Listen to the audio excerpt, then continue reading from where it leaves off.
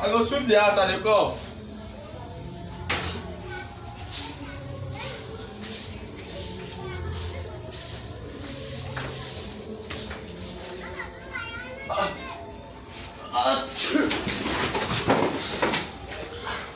Hey!